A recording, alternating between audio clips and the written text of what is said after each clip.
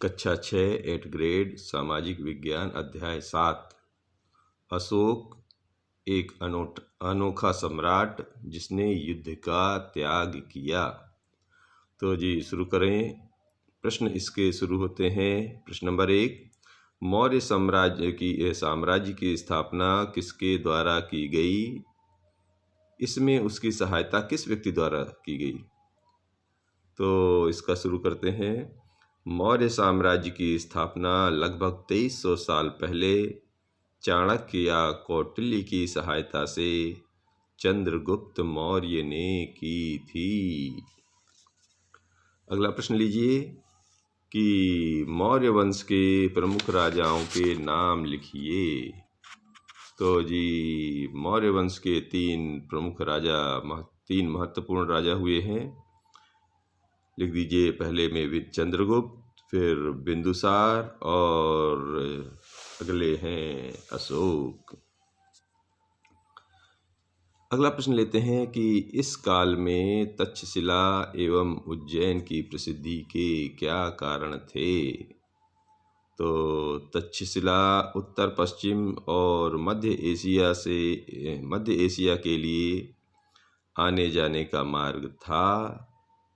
दूसरी तरफ उज्जैन उत्तरी भारत से दक्षिणी भारत जाने वाले रास्ते में पड़ता था।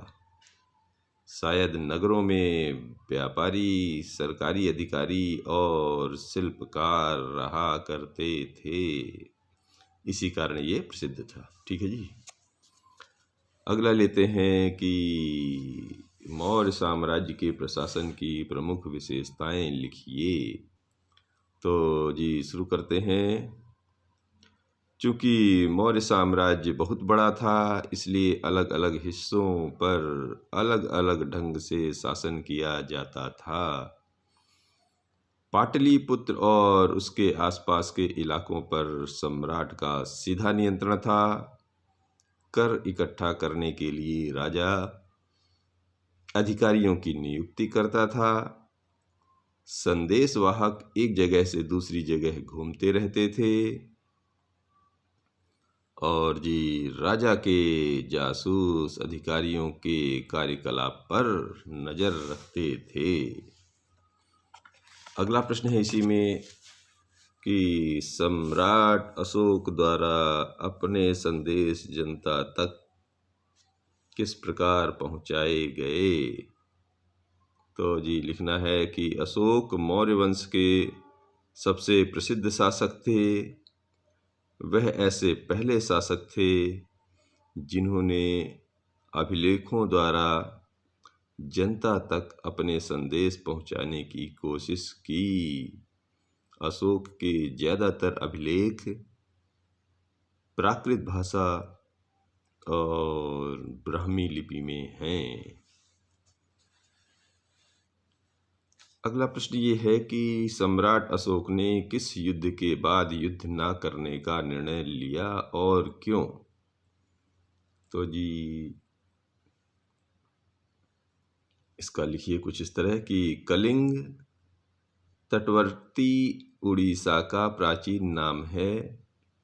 अशोक ने कलिंग को जीतने के लिए एक युद्ध लड़ा, लेकिन युद्ध में हुई हिंसा और खून खराबा देखकर उन्हें युद्ध से वितृष्णा हो गई।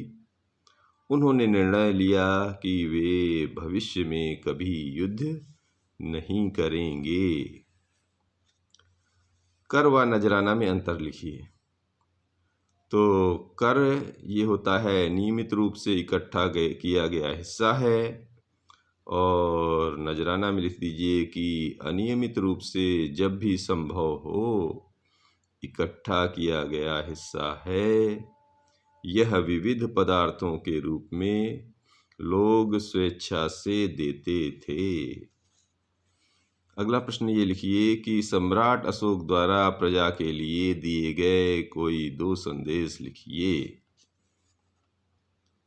तो जी इसमें लिखना है अपने दासों और नौकरों के साथ अच्छा व्यवहार करना, बड़ों का आदर करना, सभी जीवों पर दया करना और ब्राह्मणों तथा श्रमणों को दान देना। और दूसरा ये लिखा है कि हर किसी को दूसरे धर्म का आदर करना चाहिए। अपने धर्म की प्रशंसा और या दूसरे धर्म की निंदा करना दोनों ही बातें गलत हैं। इसी में अगला प्रश्न उन्होंने लिखा है कि सम्राट अशोक द्वारा जनहित में कौन कौन से कार्य किए गए। तो सम्राट अशोक ने जनहित में अपने संदेश शिलाओं और स्तंभों पर खुदवाए, साथ ही धम्म प्रचार के लिए अन्य देशों में दूत भेजे। उन्होंने सड़कें बनवाई, कुएं खुदवाए और विश्राम गृह बनवाए। इसके अतिरिक्त उन्होंने मनुष्यों व जानवरों की चिकित्सा की भी व्यवस्था की।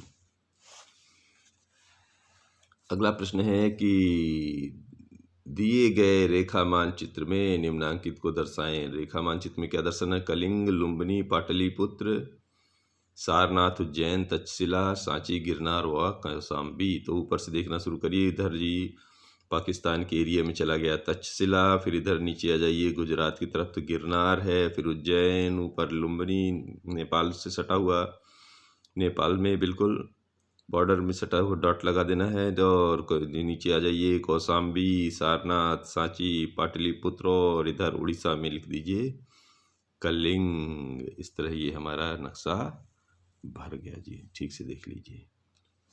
धन्यवाद।